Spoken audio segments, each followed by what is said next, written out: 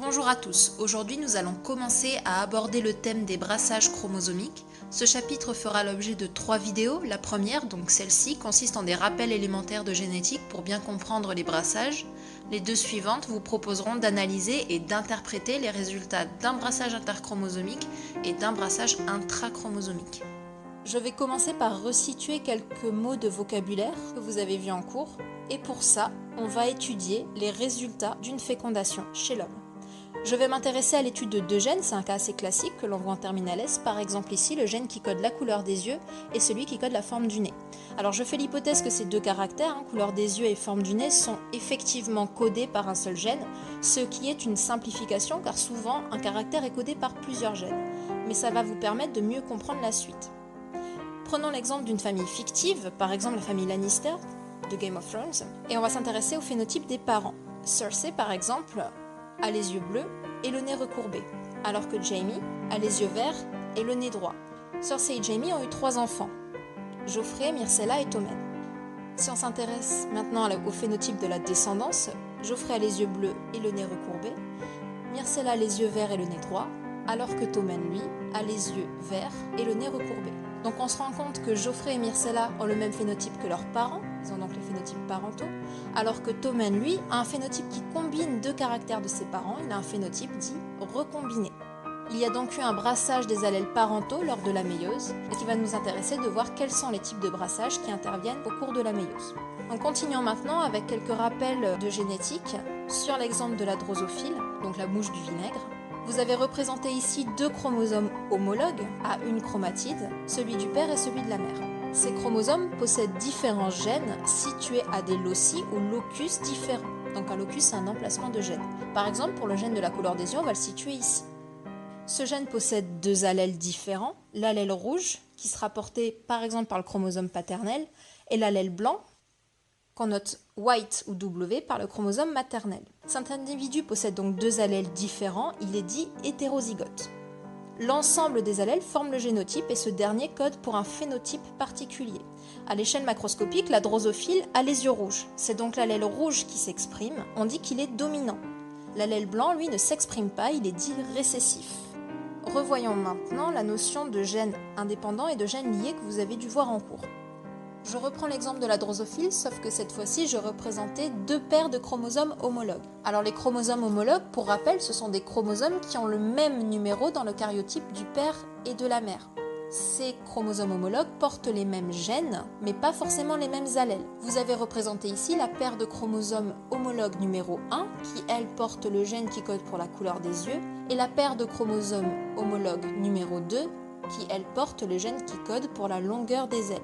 Dans cet exemple, le père et la mère portent les mêmes allèles, autant pour la couleur des yeux que pour la longueur des ailes. L'individu est dit homozygote pour le gène qui code pour la couleur des yeux et la longueur des ailes. C'est juste un exemple. Ici, vous voyez que les gènes, couleur des yeux et longueur des ailes, sont portés par des chromosomes différents, ils sont donc indépendants. Un deuxième exemple, toujours chez la drosophile.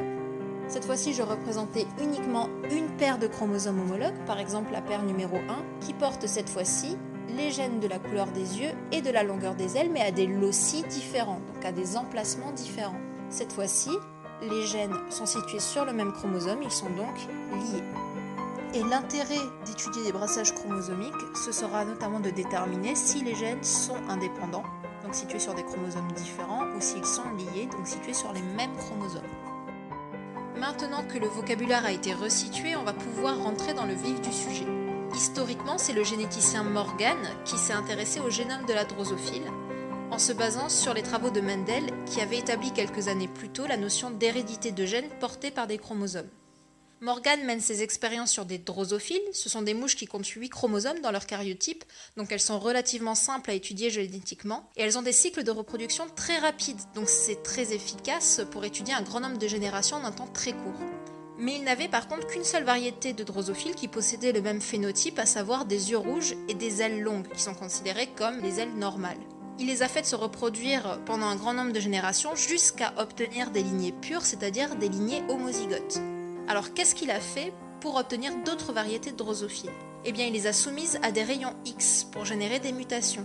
Et parmi les mutants qu'il a obtenus, certains avaient des yeux blancs et des ailes courtes ou vestigiales. Et là encore, il les a fait se reproduire, ces mutants, entre eux pendant un grand nombre de générations jusqu'à obtenir des individus mutants homozygotes, à la fois pour l'allèle blanc et pour l'allèle vestigial.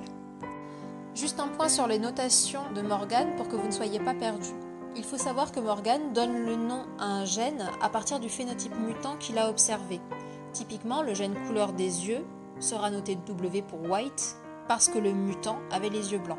En plus de ça, si l'allèle est dominant, il est noté plus, alors que s'il est récessif, donc s'il ne s'exprime pas, il n'y a pas d'indication particulière à côté du nom de l'allèle.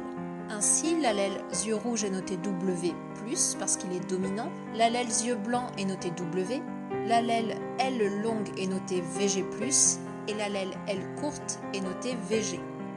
Et Morgan se base toujours sur l'hypothèse que chaque caractère est codé par un seul gène, donc sur la même approximation que celle qu'on a faite au départ. Dans le cas de nos drosophiles, on va indiquer leur phénotype, et ce phénotype se note toujours entre crochets.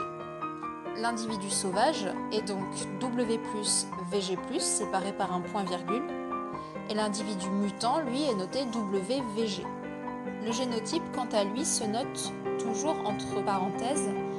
Dans le cas de gènes indépendants, chaque allèle est représenté de part et d'autre d'une double barre, la double barre représentant un chromosome paternel ou maternel. Donc là, vous avez par exemple petit a et grand B de part et d'autre d'une double barre. Donc ça veut dire que par exemple le chromosome paternel porte l'allèle petit a, le chromosome maternel porte l'allèle grand A, le chromosome paternel porte l'allèle grand B et le chromosome maternel porte l'allèle grand B également. Donc dans notre cas, voilà ce qu'on obtient. L'individu sauvage double homozygote est noté W+, W+, VG+, VG+, séparé par un point-virgule, et l'individu mutant double homozygote est noté WW, VG, VG. Dans le cas de gènes liés, les deux allèles sont représentés du même côté de la barre, car ils sont situés sur le même chromosome. Le génotype se notera alors comme suit. Maintenant qu'on a vu ça, on va pouvoir passer à l'exercice de brassage. Alors en terminale S, le cas le plus classique est de travailler sur deux gènes différents. On parle de croisement dit hybride ou de dihybridisme directement, c'est-à-dire l'étude du croisement entre deux gènes différents. Je vais vraiment aborder cette partie avec une démarche exercice et non pas une démarche historique, mais il faut bien garder à l'esprit que tout ce qui a été démontré dans cet exercice et tous les faits qui vous sont présentés ont d'abord été observés par Morgan, qui ensuite en a fait une interprétation génétique. Alors pourquoi a-t-il fait des croisements ? La finalité de Morgan, c'était de voir comment deux gènes ségrégés l'un par rapport à l'autre et étaient transmis à la descendance. Il s'est rendu compte que cette transmission conjointe dépendait de la position des gènes sur les chromosomes, notamment de leur caractère lié ou indépendant. En SVT, ce qui vous sera demandé en exercice sera justement, à partir des résultats de brassage de Morgan, de conclure sur le caractère lié ou indépendant des deux gènes. Aujourd'hui, on pourrait répondre à cette question sur le caractère indépendant ou lié des gènes avec des techniques de séquençage élaborées, mais à l'époque de Morgan, elles n'existaient pas encore et en laboratoire d'SVT, nous n'y avons pas accès. Mais étant donné que la méiose répartit le matériel génétique en 4 cellules filles, c'est un mécanisme tout à fait intéressant pour répondre à la problématique gènes liés ou gènes indépendants. En effet, de manière intuitive, on peut imaginer que si deux allèles sont situés sur le même chromosome, ils auront plus de chances d'être transmis ensemble que s'ils étaient situés sur des chromosomes différents. Il va donc falloir observer le résultat d'une méiose, c'est-à-dire la composition allélique des gamètes qui sont créés lors de cette méiose. Mais avant de pouvoir observer cette méiose, il faut d'abord réaliser une fécondation, donc un croisement, entre deux individus par an. Maintenant que les rappels ont été faits, je vous propose d'aller appliquer ces notions avec un exercice de brassage proposé dans la prochaine vidéo.